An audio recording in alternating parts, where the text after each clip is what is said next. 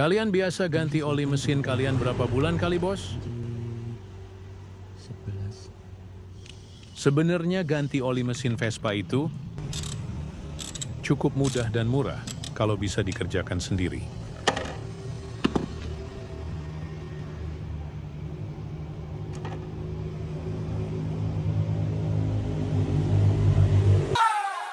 Olinya aja cuma 20 ribuan aja.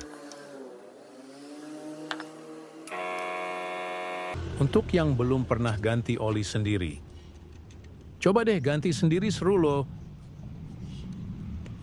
Ini aku juga baru pertama kali ganti oli sendiri.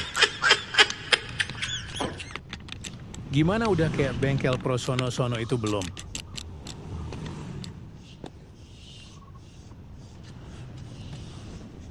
Selamat deh ada mencoba.